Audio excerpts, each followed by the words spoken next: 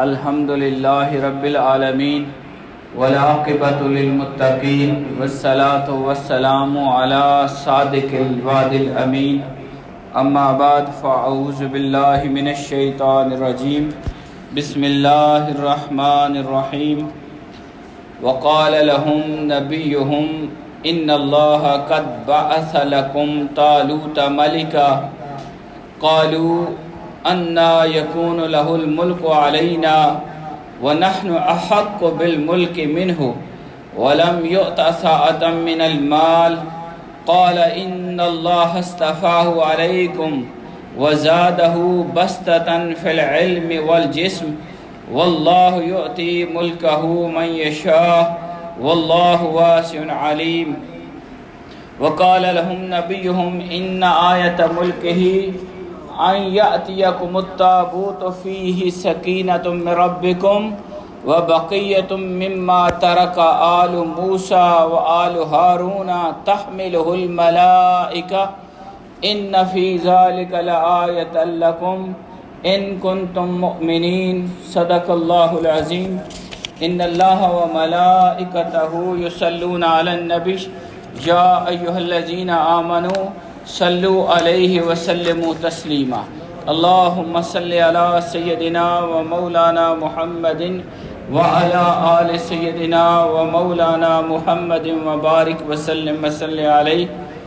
اللہ رب العزت کی خاص توفیق اور کرم اور عطا سے آج ہم ماہ ربیع الاول ماہ ربیع النور کے مبارک جمعہ کے موقع پر اللہ کی بارگاہ میں حاضر ہیں۔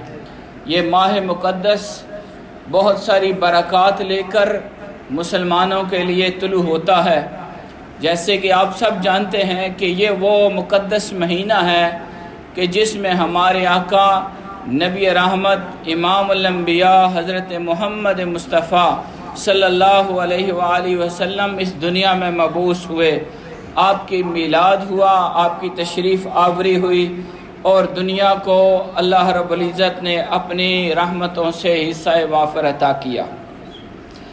یہ بات آپ سب جانتے ہیں کہ جو بھی اہل محبت ہیں جب یہ مبارک مہینہ آتا ہے تو ان کے دل خوشی سے کھل جاتے ہیں، اور جو بھی حضور سے محبت رکھتا ہے وہ اپنی توفیق اور اپنی استطاعت کے مطابق حضور کی آمد کی خوشی مناتا ہے، اور یہ خوشی منانا اللہ رب العزت کی طرف سے خاص انعام اور ایمان کی نشانی ہے۔ آپ حضرات کو بار دیگر یہی تلقین کرتا ہوں کہ آپ 12 ربیع الاول شریف تک ہر روز اپنے ایک معمول بنائیں کہ حضور علیہ السلام کی ذات پر درود پاک پڑھیں اور اپنے گھروں کو، گلیوں کو، محلوں کو، مسجدوں کو سجائیں، اور جو 12 ربیع الاول کا مبارک دن آئے تو سب لوگ نماز فجر سے تیاری کر کے اس مبارک محفل میں یہاں تشریف لائیں۔ اللہ کریم ہمیں آقا علیہ السلام کے ساتھ سچی محبت اور آپ کی اتباع نصیب فرمائے۔ قرآن مجید کی جو آیات مبارکہ ہم نے پچھلے جمعہ میں پڑھی تھیں اس کا خلاصہ بیان کرتے ہوئے آگے چلتے ہیں۔ ہم نے یہ پڑھا کہ اللہ رب العزت بنی اسرائیل کے ایک قوم اور اس کے سرداروں کا حال بیان کرتے ہوئے حضور علیہ السلام کو مخاطب کیا اور ان کا واقعہ سنایا۔ ان کا حال یہ تھا کہ وہ دین سے دور ہو چکے تھے، جو اللہ نے انہیں راستہ دکھایا تھا دین کا راستہ، وہ اس راستے کو چھوڑ چکے تھے، اور ان کے اندر وہ ساری برائیاں جو دین کے خلاف طریقہ تھا وہ ان کے اندر آ چکا تھا۔ دین سے دوری، آپ کو پتہ ہے کہ جب انسان اللہ اور اس کے رسول اور اس کے بتائے ہوئے طریقے سے دور ہوتا ہے تو اس کے اندر کیا کیا خرابیاں پیدا ہو جاتی ہیں۔ وہ جو خرابیاں ان کے اندر آئیں اس کی وجہ سے ایک ظالم قوم جس کا نام تھا عمالقہ وہ ان پر قابض ہو گئی اور ان کے علاقے اس نے چھین لیے۔ اب بنی اسرائیل نبیوں کی قوم تھی، بڑا نام تھا، بڑے ان کی شانیں تھیں، خدا نے ان کے اوپر خاص فضل کیے تھے۔ موسیٰ علیہ السلام کا دور 300 سال پہلے گزر چکا تھا، اب یہ دور زوال میں تھے، تو اس وقت جب ہر طرف سے قبضہ ہو گیا، ان کے پاس چھوٹا سا علاقہ بچا، تو یہ پھر اس دور کے اپنے نبی حضرت شموئیل علیہ السلام یا حضرت سموئیل علیہ السلام ان کے پاس جاتے، بار بار انہیں دعا کے لیے کہتے، اللہ سے دعا کرے ہمیں اللہ کریم کوئی امیر عطا کر دے، سپہ سالار دے دے کہ اس کی قیادت میں ہم یہ جو عمالقہ ہمارے اوپر قابض ہو گئے، ان کافروں نے ہمیں دھکیل دیا، ہماری زمینوں پر قبضہ کر لیا، حتیٰ کہ ہمارے پاس جو انبیاء کے تبرکات تھے وہ بھی چھین لیے، تو ہم ان سے اب جنگ کریں گے، جہاد کریں گے اور اپنی واپس وہ کھویا ہوا وقار بحال کریں گے۔ حضرت سموئیل علیہ السلام وہ نبی تھے، بزرگ تھے، انہوں نے اللہ کی بارگاہ میں دعا کی، دعا قبول ہو گئی، اور اللہ رب العزت نے ان کے لیے حضرت طالوت کو سپہ سالار اور امیر مقرر کر دیا۔ جب یہ امیر مقرر ہو گیا تو اب وہ قوم جو لاڈلی قوم تھی، دین سے دور تھی اور اللہ اور اس کے رسول کی باتوں پر عمل نہیں کرنا چاہتی تھی، عمل چھوڑ بھی چکی تھی، انہوں نے کہا جی یہ کیسے ہو سکتا ہے کہ یہ بندہ جو نہ اس کے پاس مالی وسعت ہے، نہ کوئی نام ہے، نہ کوئی نسب ہے، اس کے پاس تو کچھ بھی نہیں، ہم اس کو اپنا لیڈر کیسے بنا لیں؟ نہ تو یہ لاوا بن یعقوب کی اولاد سے ہے جو نبی ابن نبی چلتے آ رہے ہیں، نہ ہی یہ حضرت یہود بن یعقوب کی اولاد سے ہے جو ہمارے بادشاہ چلتے آ رہے ہیں، یہ ان دونوں خاندانوں میں سے نہیں، یہ تو عام سا بندہ ہے، ہمارے اس علاقے کا لوگوں میں سے عام سے لوگوں میں سے ہے، اس کے پاس مالی وسعت نہیں، اس کے پاس کوئی نام نہیں، کوئی نسب نہیں، کوئی ٹائٹل نہیں۔ اب یہ جو سوچ تھی یہ غلامانہ سوچ تھی۔ یہ کون سی سوچ کہلاتی ہے؟ غلامانہ۔ غلامانہ سوچ کیا ہوتی ہے کہ ہمارا لیڈر وہ ہو جس کے پاس مال زیادہ ہو، جس کا نام بڑا اونچا ہو، جس کے پاس نسب بڑا ہو، وہ سردار ابن سردار ہو، مال اس کے پاس ہو چاہے حرام کا ہو، وہ دنیا میں اس کا بڑا عزت روب دبا ہو، وہ ہمارا لیڈر ہونا چاہیے۔ یہ سوچ غلامانہ سوچ ہے۔ اسی وجہ سے معاشروں کے اندر ظلم پیدا ہوتا ہے۔ جب آپ ایسے بندے کو اپنا لیڈر منتخب کرتے ہیں تو جو ایک ظالم انسان ہو، ناجائز ذرائع سے مال و دولت اکٹھا کرنے والا ہو اور اللہ اور اس کے رسول کے دین کے پیچھے کرنے والا ہو، جب آپ ایسے لوگوں کو اپنا لیڈر منتخب کرتے ہیں تو پھر معاشرے کا حال، ملک کا حال کیا ہوتا ہے؟ آپ سن چکے ہیں کہ اس ملک کے اندر وہ قانون پاس ہو گیا، قانون ساز اسمبلی کے اندر، جو اللہ اور اس کے رسول کی شریعت کے واضح خلاف ورزی ہے۔ تو یہ ایسے ہی ہوگا کہ ہم نے لیڈر ایسے منتخب کیے۔ تو انہوں نے وہ غلامانہ سوچ رکھتے تھے، انہوں نے بھی یہی کہا، انہوں نے کہا حضرت جی یہ کیسا بندہ آپ نے چن لیا ہے، یہ چناؤ ہمیں پسند نہیں، اس کے پاس نہ کوئی مال ہے، نہ کوئی نسب ہے، نہ یہ بڑوں کی وڈیروں کی اولاد ہے، نہ بادشاہوں کا بیٹا ہے، نہ یہ نبیوں کی اولاد ہے، یہ ہمارا لیڈر، ہم اس کو نہیں مانتے۔ انا یکون لہ الملک علینا، اے اساں تے سردار بنا سٹیا تساں، حیرانگی کی بات کر لی۔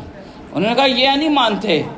اب اس بات پر جب انہوں نے اعتراض کیا تو حضرت شموئیل علیہ السلام نے، حضرت سموئیل علیہ السلام نے انہوں نے جواب دیا، کہا ان اللہ استفاہ، مجھ سے لڑائی نہ کرو، یہ تو خدا نے چنا ہے، علیکم تم پر۔ پھر دو کوالٹیز انہوں نے بیان کی، کہا خدا کے ہاں لیڈر ہونے کا، امیر ہونے کا، صاحب اختیار ہونے کا رتبہ کس کو ملنا چاہیے؟ خدا جس کو یہ شانے دے، کہا زادہ بسطتاً فی العلم والجسم، دیکھو یہ تم میں سے علم میں بھی اضافے میں ہے، تم سب سے زیادہ بڑھ کر صاحب علم یہ ہے۔ صاحب علم ہونا لیڈر ہونے کی شرط ہے، یہ کوالٹی ہے کہ لیڈر وہ ہو جس کے پاس علم ہو، نالج ہو، وہ صاحب علم ہو، اور دوسری بات کہا والجسم، اس کی طاقت بھی ہے۔ مفسرین بیان کرتے ہیں کہ جناب طالوت کا قد اتنا بڑا تھا کہ باقی ساری قوم ان کے کندھے کے نیچے نیچے رہتی تھی، اور خوبصورت خوبرو جوان تھے۔ اللہ پاک نے ان کو بنایا اسی طرح تھا کہ آنے والے دور میں انہوں نے اپنی قوم کی سرداری اور سپہ سالاری سنبھالنی تھی۔ تو جب یہ بات حضرت سموئیل علیہ السلام نے انہیں بتائی کہ یہ خدا کا کام ہے، اور پھر آخر میں اللہ فرماتا ہے واللہ یؤتی ملکہ، اللہ جسے من یشاء، اللہ جسے چاہتا ہے اپنی ملک کی بادشاہ دے دیتا ہے۔ یہ خدا کا کام ہے۔ تمہارا کرائٹیریا دنیا والوں، تمہارا طریقہ، تمہاری شرطیں، تمہارا طریقہ وہ اور ہے، لیکن خدا کے ہاں لیڈر وہ ہوگا جو جسمانی طور پر بھی تم سے بہتر ہو اور علمی، ذہنی، روحانی طور پر بھی تم سے بہتر ہو، وہ تمہارا لیڈر ہونا چاہیے۔ اب یہ بات کر کے اللہ پاک نے فرمایا واللہ واسع علیم، اللہ بڑے وسعت والا اور علم والا ہے۔ تو ہم نہیں جانتے کہ تمہارے لیے تمہارے حق میں بہتر کیا ہے۔ جب یہ بات ہو چکی تو انہوں نے کہا جناب ہم اس بات کو نہیں تسلیم کرتے، ہم نہیں مانتے کہ یہ طالوت ہمارا لیڈر ہوگا، سپہ سالار ہوگا، ہم اس کے نیچے لگ جائیں، یہ بات نہیں مانتے، یہ بات ہم نہیں مانتے۔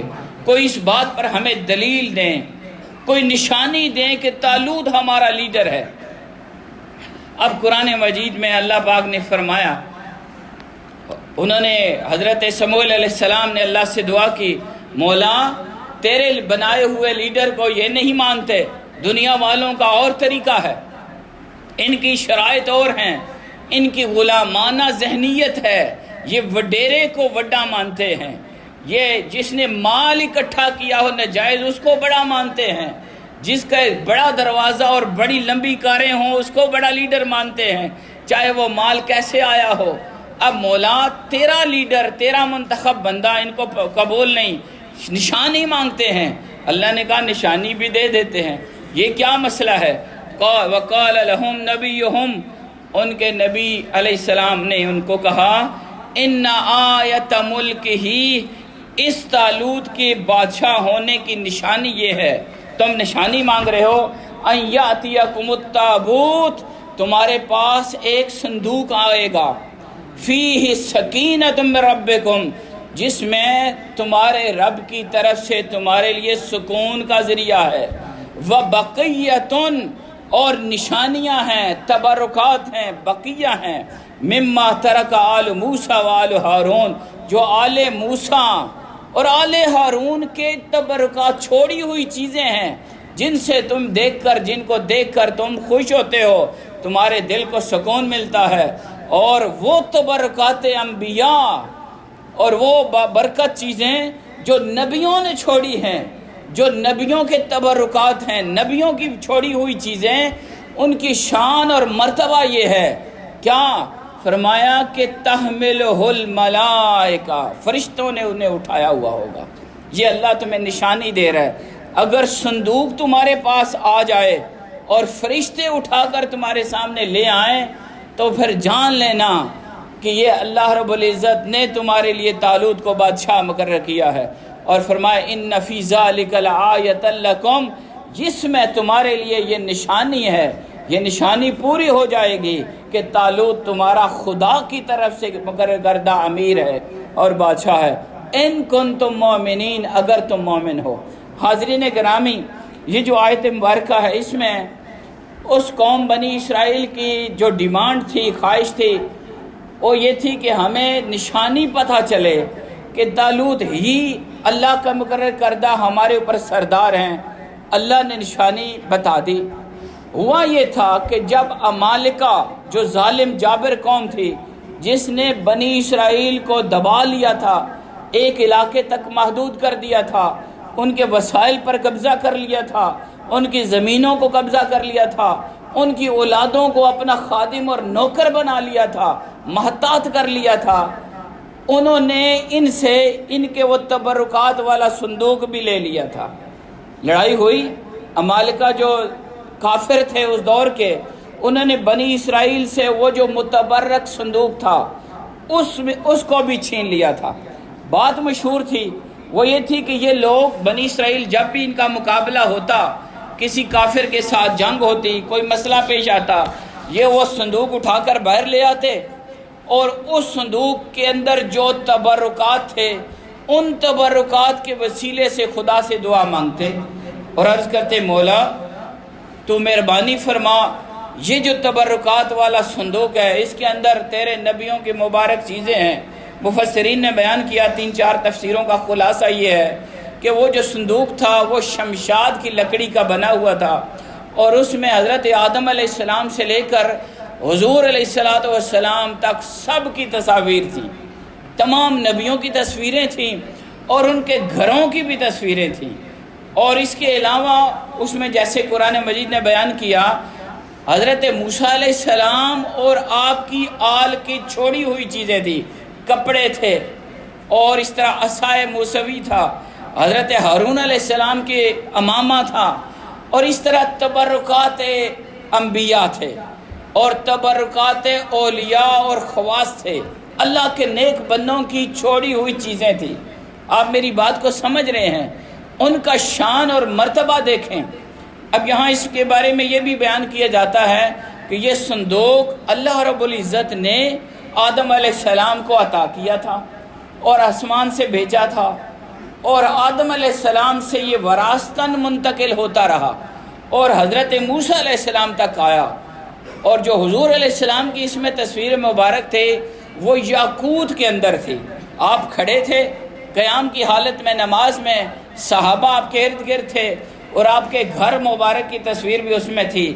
تو یہ سارا صندوق پھر بعد میں موسیٰ علیہ السلام کی تبرکات بھی اس میں شامل ہو گئے، حضرت ہارون علیہ السلام کا امامہ بھی ڈالا گیا، اور بیان یہ کیا جاتا ہے کہ موسیٰ علیہ السلام تورات کی تختیاں بھی اسی صندوق کے اندر رکھتے تھے، اللہ کی کتاب تھی۔ تو یہ مبارک صندوق جب عمالقہ کا مقابلہ ہوا بنی اسرائیل کے ساتھ تو انہوں نے ان سے چھین لیا اور اس صندوق کو، وہ جو کافر قوم عمالقہ تھی، انہوں نے وہ صندوق جا کر اپنی گندی جگہ رکھ دیا اور اپنے غصے کا اظہار کیا۔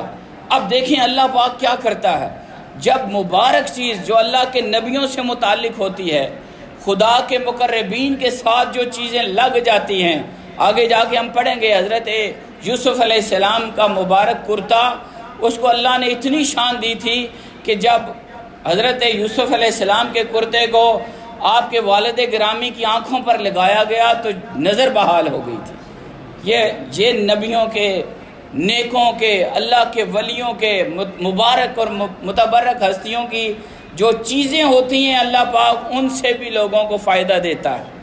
تو وہ جو پورا صندوق تھا وہ عمالقہ قوم لے جا کر اپنے علاقے میں انہوں نے گندی جگہ رکھ دیا، اور وہاں پر پھر یہ ہوا کہ وبا پھوٹ پڑی، بیماریاں نکل پڑی، اور جب انہوں نے محسوس کیا کہ یہ صندوق ہے اس کے آنے سے ہمارے ہاں یہ بیماریاں پھیل رہی ہیں، ادھر سے خدا نے ایک بندوبست کیا، طالوت کی بادشاہت اور سپہ سالار ہونے کا ثبوت اور نشانی دینے کے لیے اللہ نے وہاں پر بیماریاں چلا دی، اور ان عمالقہ کے دل میں یہ بات ڈالا کہ یہ صندوق واپس کیا جائے۔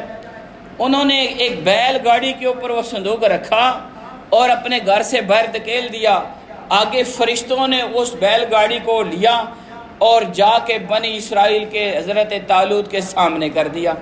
جیسے ہی بنی اسرائیل نے وہ صندوق دیکھا جو ان سے چھین لیا گیا تھا اور جس کی برکت سے وہ دعائیں مانگا کرتے تھے اور اللہ ان کو فتح دیا کرتا تھا اور ان کو دیکھ کر ان کے دل کو سکون ملتا تھا، جب انہوں نے وہ مبارک صندوق دیکھا تو خوش ہو گئے اور ساتھ ہی یقین کر لیا کہ ٹھیک ہے جناب، اب ہمیں حضرت سموئیل علیہ السلام کو کہنے لگے جناب اب ہمیں یقین ہو گیا ہے کہ طالوت کو اللہ نے مقرر کیا ہے، نشانی پوری ہو گئی ہے۔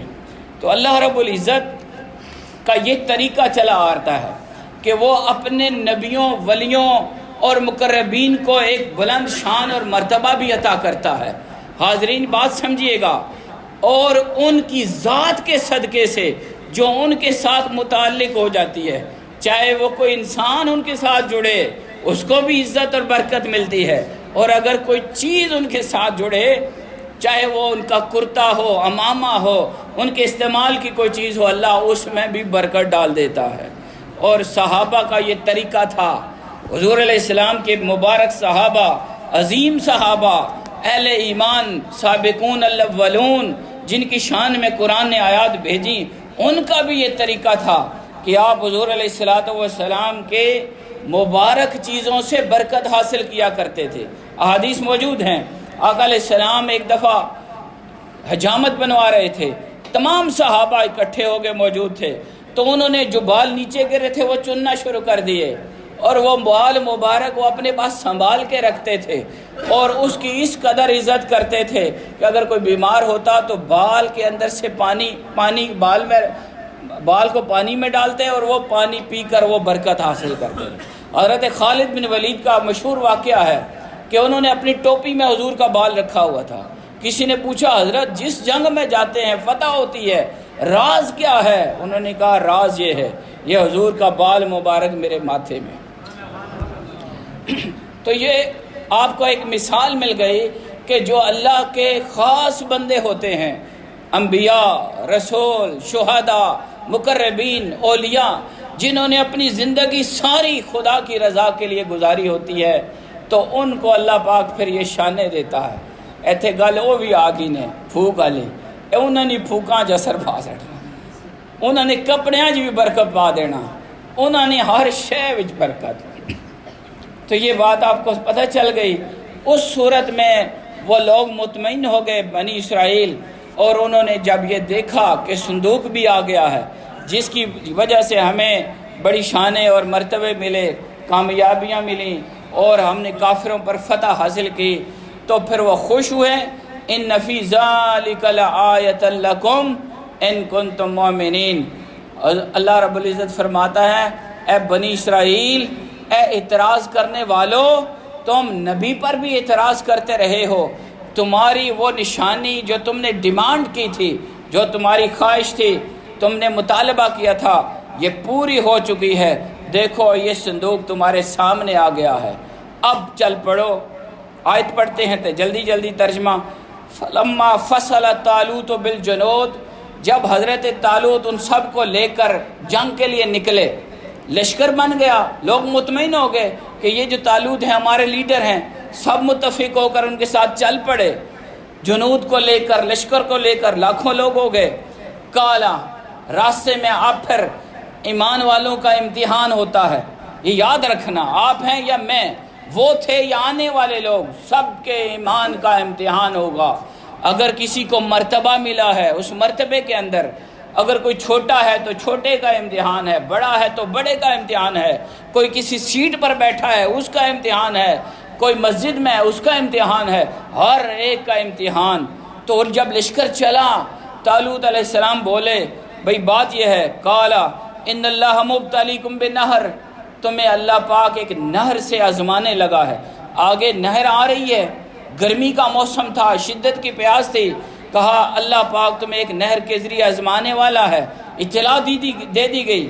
کہا حلال کھانا، ہمیں بتایا گیا نا، پھر وسائل بھی دے دیتا ہے اللہ، حلال حکم دیا حلال کھانا ہے، لیکن ساتھ دوسرے راستے بھی آسان کر دیتا ہے، آزمائش ہو جاتی ہے۔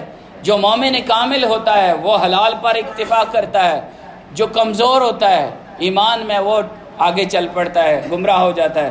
کہا نہر سے آزمانے لگا ہے خدا، فمن شرب منہ فلیس منی، جس نے اس نہر سے پانی پی لیا وہ مجھ سے نہیں، وہ ایمان والوں میں شامل نہیں ہوگا۔ اور وہ من لم یطعمہ، جو اس سے نہیں پیے گا، فإنہ منی، وہ میرا ساتھی ہے، وہ اہل ایمان ہے۔ اللہ، تھوڑی سی گنجائش دے دی، یہ خدا کی مہربانی کا طریقہ ہے۔ اللہ اپنے بندوں پر ہمیشہ مہربان ہے اور ہمیشہ مہربان رہے گا۔ انسان ہے، پیاس لگتی ہے، پانی تو چاہیے، تھوڑی سی گنجائش دے دی کہ زندگی قائم رہے۔ کہا رج کے نہ پیے، بس الا من اغترف غرفۃ بیدہ، بس ایک چلو پی لینا، بس تھوڑا سا پی لینا، صرف ایک چلو کی حد تک پی سکتے ہو۔ فشربوا منہ، سارا رج کے پیتا، اللہ کیا کیسا بھائی آزمائش ہے. طالوت بتا رہے ہیں آگے نہر آ رہی ہے، پسینہ ہے، گرمی ہے، شدت کی پیاس ہے، لیکن آزمائش ہے. ہمارے لیے بھی ہوتی ہے، روزہ رکھتے ہیں آزمائش ہوتی ہے. اللہ کہتا ہے بھائی شام تک، سورج غروب ہونے تک رکنا ہے، آزمائش ہے. جو اس آزمائش کو پورا کر لیتا ہے مومن کامل، جو راستے میں رہ جاتا ہے، جیسے اکثریت ہماری روزہ چھوڑ چکی، بس پھر وہ سمجھ لے کہ وہ کون ہے. اسی طرح انہوں نے کیا. نہر آئی، انہوں نے آکھا کیڑا باوار تکنے پہ ہیں جی، چھکو کا میں بس وہ اس کو چھک رکھا، خوب پیا. قرآن کہتا ہے فَشَرِبُوا مِنْهُ إِلَّا قَلِيلًا مِنْهُمْ، بس کچھ لوگ تھے جنہوں نے نبی کی بات پر عمل کیا اور خدا خوفی رکھی کہ اگر نبی نہیں دیکھ رہے، بابا جی نہیں دیکھ رہے، خدا تو دیکھ رہا ہے. طالوت نہیں دیکھ رہے، خدا تو دیکھ رہا ہے. انہوں نے چند لوگ تھے، بیان کیا جاتا ہے وہ 313 بچے. حضور علیہ السلام کے ساتھ بھی 313 تھے. غزوہ بدر میں ادھر بھی 313 بچے، باقی سب نے رج کے پیا. جیسے ہی وہ اپنی آزمائش میں ناکام ہوئے، ان کے دل کے اندر بزدلی آ گئی. جنہوں نے رج کے پیا تھا انہوں نے کہا کہ جا کے کر سو، بہت بڑا لشکر ہے، بڑا مقابلہ ہے. وہ مار پیسی، کوئی ادھر بیٹھ گیا، کوئی ادھر نکل گیا، کوئی ادھر چلا گیا. 313 جنہوں نے صرف ایک چلو پیا تھا، بس خدا کی بات پر، نبی کی بات پر، اپنے لیڈر کی بات پر یقین رکھا، ان کو اللہ نے ایمان کی طاقت دے دی. ان کے دل میں ایمان کی طاقت آ گئی. جس طرح آپ روزہ رکھتے ہیں تو کیا حال ہوتا ہے؟ پرواہ نہیں جی، کیوں یار روزہ رکھیا تھے، رج کے کام بھی کرتے ہیں، لیکن خدا آپ کو ہمت دیتا ہے. ان کو اللہ نے ہمت دی اور وہ آگے چل پڑے. فلما جاوزہ ہوا والذین آمنوا معہ، جب حضرت طالوت اور ان کے ساتھی ایمان والے آگے گئے، قالوا لا طاقت لنا اليوم بجالوت وجنودہ، یہ باقی بول پڑے. انہوں نے کہا جی جناب آج ساتھ طالوت نہ مقابلہ نہ کر سکنے، جالوت نہ. ادھر جو مسلمانوں کا لیڈر تھا اس کا نام تھا طالوت، مقابلے میں جو بندہ تھا کافر عمالقہ کا اس کا نام تھا جالوت. جالوت کا لیڈر بڑا مضبوط تھا. یہ سارے جنہوں نے رج کے پانی پیا تھا پہلے نشانی منگی پہ یہ لیڈر اے بھی یعنی اے باوے رحمے اتنی اساں تے لیڈر بنا سٹیا. جب یہ بات ہو گئی اللہ نے صندوق بھی دے دیا، تابوت سکینہ آ گیا، سارا کچھ ہو گیا. پھر جا کے آزمائش میں پھر پھنس گئے. ایمان نہیں تھا، یقین نہیں تھا، کہنے لگے مقابلہ نہیں ہو سکتا جی، بڑا ڈاڈا لشکر ہے. قال الذین یظنون انہم ملاقو اللہ، وہ بولے جن کے دل میں یہ یقین تھا ہم اللہ سے ملنے والے ہیں. انہوں نے کہا کیا ہوگا اگر ہم جالوت کے مقابلے میں شہید ہو جائیں گے، مر جائیں گے تو خدا کی بارگاہ میں حاضر ہونے ہیں. آج بھی مرنا ہے، کل بھی مرنا ہے. اگر ہم اللہ کے نام پر، اللہ کے لیے اور اس کے نبی کے طریقے پر چلتے ہوئے اگر جان جاتی ہے تو جائے. وہ کہنے لگے قال الذین یظنون انہم ملاق اللہ، جن کا یقین تھا کہ اللہ سے ملنا ہے، وہ کہنے لگے کیوں آئے کم من فئۃ قلیلۃ غلبت فئۃ کثیرۃ باذن اللہ. دیکھو بات سنو، کئی دفعہ ایسے ہوا ہے، بارہا ایسے ہوا ہے، کئی مرتبہ اللہ کے حکم سے تھوڑی جماعت نے بڑی بڑی جماعتوں کو غلبہ حاصل کر لیا، ان کے اوپر قابو کر لیا. تھوڑے لوگ زیادہ لوگوں پر غالب آ گئے، کم نے زیادہ کو فتح کر لیا. آپ نے دیکھا حضور علیہ السلام کے زمانے میں 313 صحابہ کے ساتھ آپ نے جنگ بدر کی تھی، مقابلے میں 1000 سے زیادہ لشکر تھا، ہر چیز ان کے پاس زیادہ تھی، لیکن فتح اہل ایمان کو ہوئی. اور یہ طریقہ آئندہ بھی چلتا رہے گا. جو اہل ایمان ہوں گے بظاہر کم ہوں گے، وسائل کم ہوں گے، لیکن ایمان کی دولت سے اللہ ان کو فتح عطا کرے گا. اہل ایمان بولے، انہوں نے کہا نہ گھبراؤ بھائی سنگیو، اللہ پاک تھوڑوں کو زیادہ پر فتح دیتا رہا ہے بِإِذْنِ اللہ، یہ اللہ کے اذن سے ہوتا رہا ہے. واللہ مع الصابرین، اللہ صبر کرنے والوں کے ساتھ ہوتا ہے. اللہ کریم ہمیں قرآن مجید کی ان تعلیمات پر عمل کی توفیق